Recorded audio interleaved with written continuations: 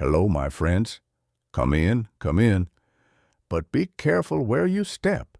If you look closely at the carpet right there by the window, you might see them. Tiny, brown, dry pine needles. Today is January 6th. The cookies are all eaten. The wrapping paper has long since been burned in the fireplace or taken away by the trash collector. The relatives have gone home, and the house, well, the house feels quiet, almost too quiet.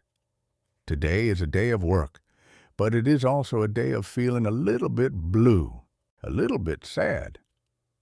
In our modern world, people often take their decorations down the day after Christmas. They are in a rush to get back to normal. But back in the 1940s and 50s, many of us held on to the magic a little longer. We followed the old calendar. We waited for today. Today is the 12th day of Christmas. It is the Feast of the Epiphany. It is the official end of the season. So, put on your work gloves, grab some old newspapers, and let's head up to the attic. We have a job to do. We have to say goodbye to the tree. You know that song, The 12 Days of Christmas? The one with the partridge in a pear tree and the 5 golden rings? We sing it all December long, but historically, those 12 days actually start on Christmas Day.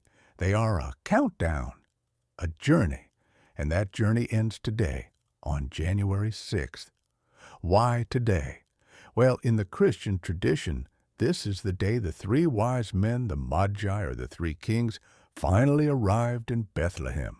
They had traveled across deserts, following a star to bring their gifts of gold, frankincense, and myrrh.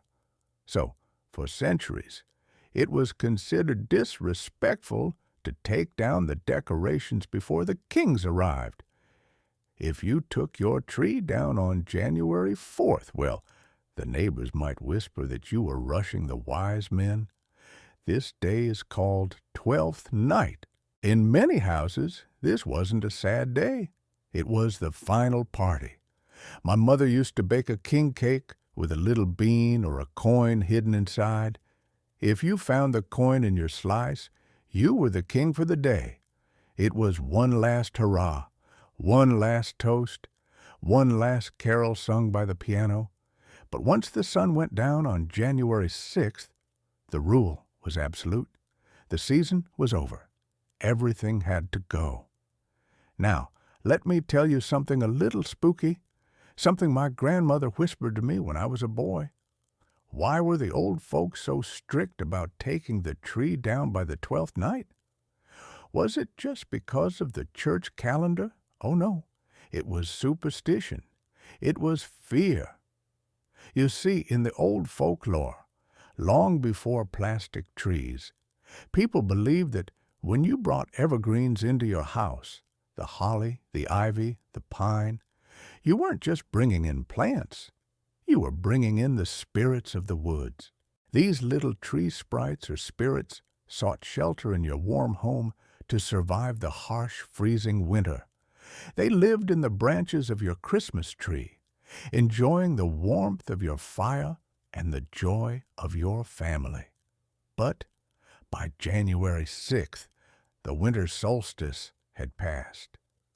The days were getting longer. The spirits needed to be released back into nature so they could wake up the spring.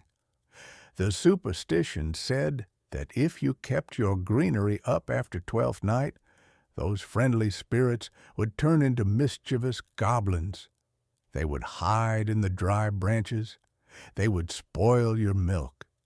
They would crack your china plates. They would bring bad luck to your crops. So, on January 6th, we weren't just cleaning the house. We were performing an exorcism.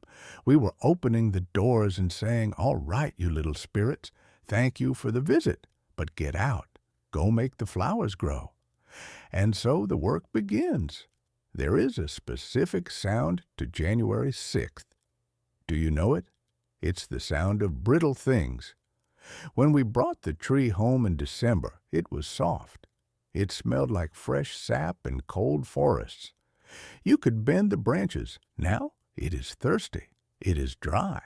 When you touch a branch, you hear a snap. When you accidentally brush against the tree, you hear a gentle hiss and a tinkle as 100 brown needles fall onto the floor. Taking the ornaments off is a delicate surgery. Back in the 50s, we didn't have shatterproof plastic balls. We had glass, thin, fragile glass. Shiny Breet was the famous brand. They was silvered on the inside, painted with stripes of pink and blue and gold. I remember my father's big, rough hands that fixed cars and mowed lawns, becoming incredibly gentle. He would reach into the prickly, dry branches. He would unhook the wire. Click! He would hand the ornament to me. "Careful now," he would say. "Don't squeeze it." I would hold that glass ball like it was a diamond. It was light as a feather. I would wrap it in tissue paper. Crinkle, crinkle, crinkle. That is the soundtrack of January, the crinkling of tissue paper. We had to be organized. The red balls went in the red box. The special ornaments, the glass pickle, the birds with the spun glass tails went into the special dividers. And then the lights. Oh, the lights. We had those big, hot C7 bulbs, or maybe the bubble lights. Do you remember those? They looked like candles with liquid boiling inside. We had to unscrew them one by one. The tree, once so glorious, covered in tinsel and light, was slowly stripped bare. It started to look naked. It looked vulnerable. Without its jewelry, it was just a dead bush in the corner of the living room. It was a melancholy sight. Once everything was packed into boxes, it was time for the journey upstairs, to the attic. Now, not everyone had an attic, but we did. It was a strange place. In the summer, it was hot as an oven. In the winter, it was freezing cold. It smelled of cedar wood, old dust, and mothballs. My dad would pull down the folding ladder, creak, clank, thud. I would climb up, carrying the boxes. The attic was like a time capsule. It was the archive of memories. Up there, we kept the things we didn't need for daily life, but couldn't bear to throw away. Old suitcases, baby clothes, and the Christmas decorations. There is a specific feeling when you push that box of ornaments into the dark corner. You are putting away the joy.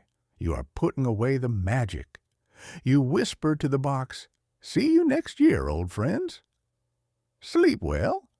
It felt like closing a book. The story was done. The attic was dark. We would pull the string to turn off the single light bulb. Click. And the magic was sealed away for another 300-something days. Now comes the hardest part, the physical removal of the tree. By now the tree is a skeleton. It is shedding needles everywhere. My mother would lay down an old bedsheet on the floor, a burial shroud for the holiday spirit. We would lay the tree on its side, crunch, crackle, the sound of dry wood protesting. My father and I would bundle it up in the sheet and drag it toward the door. It was always a clumsy dance. Watch the door frame, lift the bottom. Oh, there go more needles. And then the front door opens. The cold January air rushes in. It shocks you. It smells like snow and reality. It smells like school starts tomorrow and work starts on Monday. We would drag the tree out to the curb or to the backyard to be burned. Seeing the tree outside always made me feel a deep sadness. Inside, it was a king. It was covered in lights. It held our gifts. It was the center of our world. Outside, against the gray snow lying on its side, it looked like garbage. It looked abandoned. I remember standing on the porch, looking at that naked tree, shivering in my sweater. It felt ungrateful somehow. But my father would put a hand on my shoulder. "It did its job, son," he would say. "It brought the light. Now it goes back to the earth." We would go back inside. The house felt huge. Have you noticed that? When you take the Christmas tree down, the living room suddenly looks enormous. There is an empty corner that looks dark and lonely. Then came the vacuum cleaner, the loud roar of the Hoover. We had to suck up every last needle. But you know what? You never get them all. In July, you will be walking barefoot on that rug and ouch! You will find a Christmas needle, a tiny, sharp reminder of December in the middle of summer. But once the cleaning was done, something shifted. The clutter was gone. The visual noise was gone. The house was clean. It was simple. The tables were bare. The mantelpiece was empty. It felt fresh. The melancholy would fade, replaced by a sense of calm. The holiday was over, yes, but the new year had truly begun. The chaos of celebration was replaced by the peace of order. We would sit by the fire that evening, a normal fire with no stockings hanging above it. We would drink tea, and we would look at the clean, empty corner. We weren't looking at the past anymore. We were ready to look forward. So, if you are taking down your tree today, on this 12th night, don't rush it. Feel the brittle needles. Listen to the crinkle of the tissue paper. Say a little thank you to the spirits of the season as you open the door. It's okay to feel a little sad when the lights go out. That sadness just means the joy was real. The decorations go into the attic, but the warmth, the memories, those stay right here in the heart, and no box is big enough to hold them. Thank you for helping me clean up today. The attic is closed. The house is ready. Let's face the new year together. The living room might look a little empty without the tree, but this house is never empty when you are here. If you want to keep our little fire burning, please leave a like. And to make sure there is always a comfortable chair reserved for you, click subscribe. I would love to read your memories in the comments. It truly makes this old man smile. The decorations are packed away, but you are welcome here anytime. The tree might be gone, but the light stays right here with us. Keep your heart warm until we meet again. See you soon, my friends.